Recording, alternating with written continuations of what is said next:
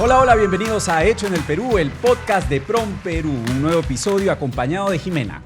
Hola Franco, ¿qué tal? Hoy vamos a hablar de un tema muy interesante porque se trata de el tema de inteligencia, pero no inteligencia de turismo, inteligencia de exportaciones, de los cuales ya hemos hablado previamente, sino de inteligencia para las inversiones. Así es, vamos a presentarles algunos de los principales hallazgos que ha obtenido nuestro primer perfil de Startups Tech con potencial para atraer inversión extranjera.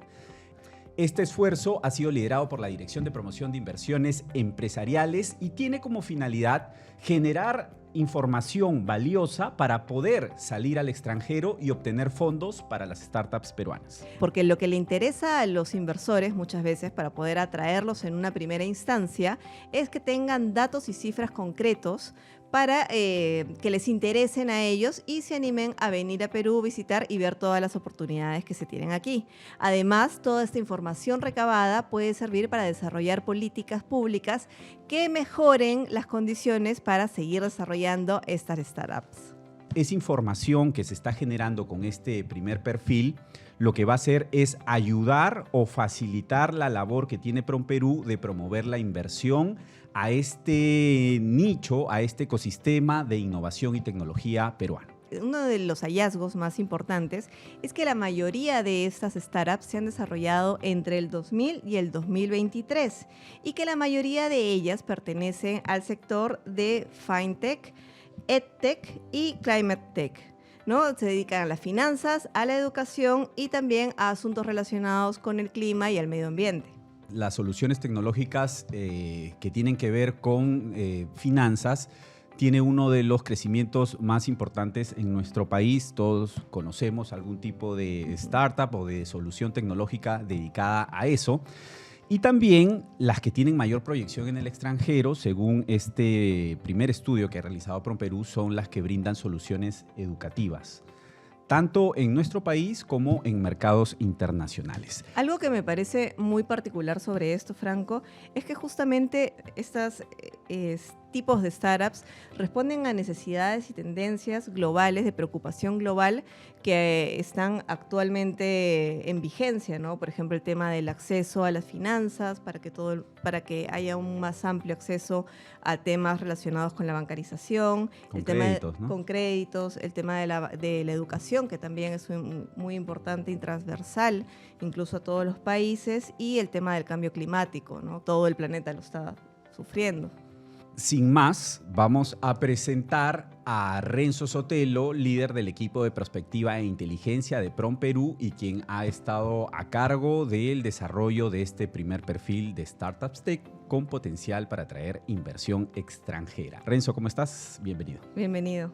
¿Qué tal? Muchas gracias, Franco, Jimé, qué gusto verlos por aquí. Igualmente, Renzo, coméntanos un poco acerca de este estudio, ¿cómo fueron seleccionadas estas 102 empresas?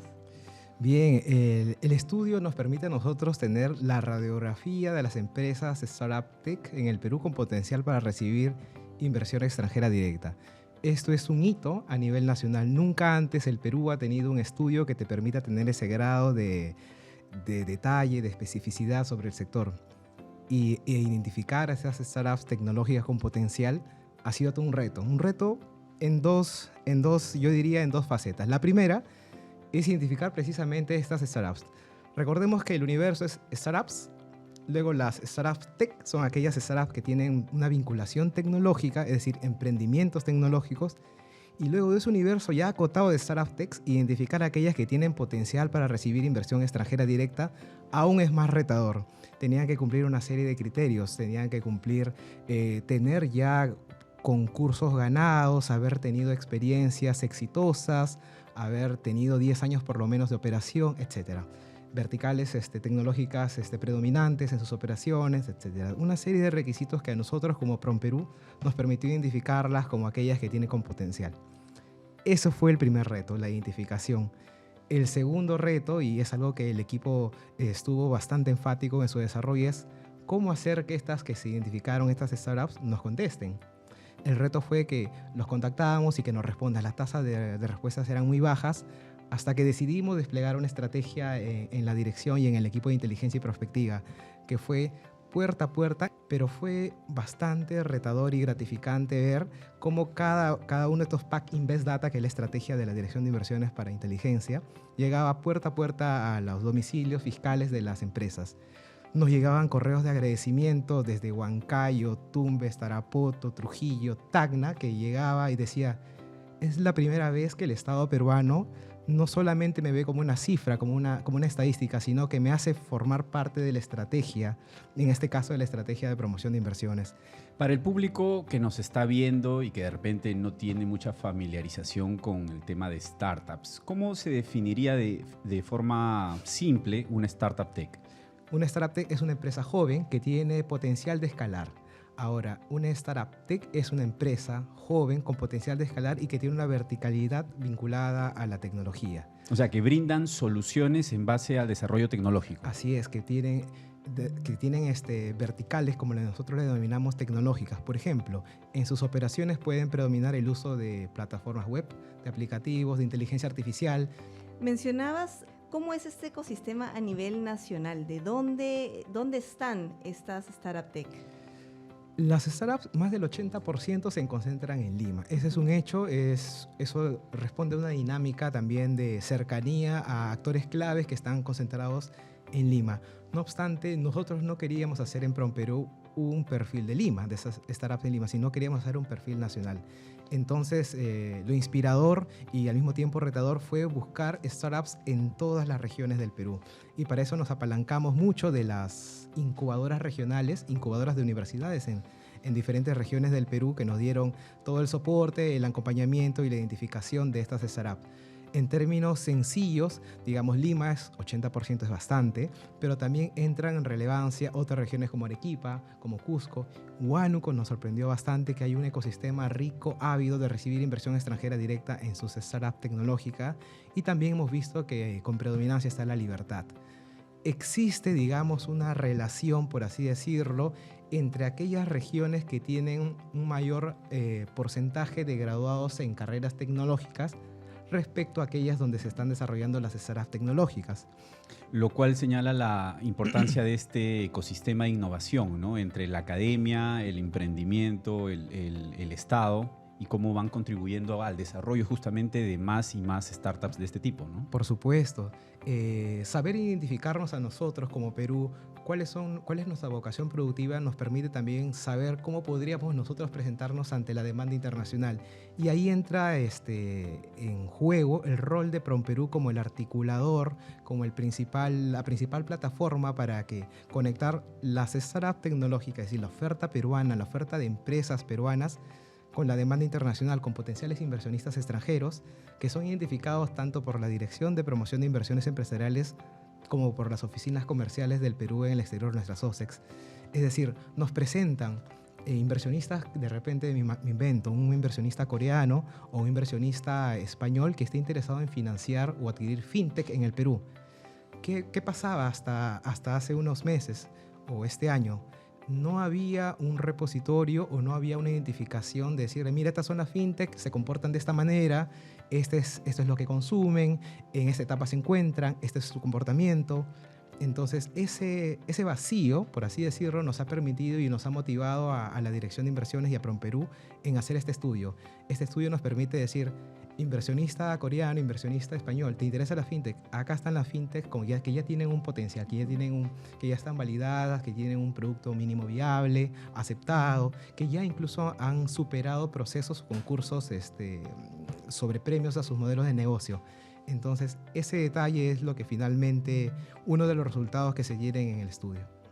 Para resaltar uno de los hallazgos que ha tenido este estudio, el 53% de las startups analizadas afirma que la búsqueda de capital extranjero es una prioridad alta y se están preparando para ello. Adicionalmente, 25% de las startups los están considerando seriamente.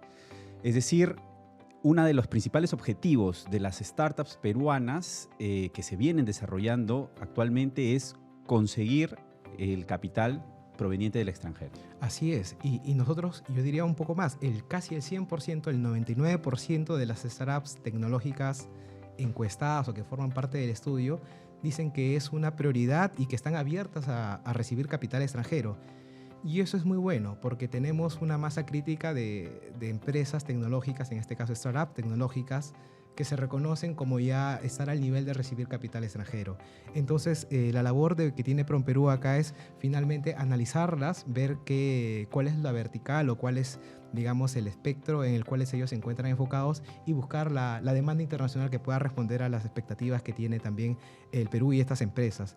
Para ello, nosotros diseñamos una serie de herramientas e información que preparamos para agilizar este proceso de, como decías, Jime, de matchmaking. Ya hablando un poco más de los resultados del estudio, ¿cuáles son las características de este ecosistema peruano?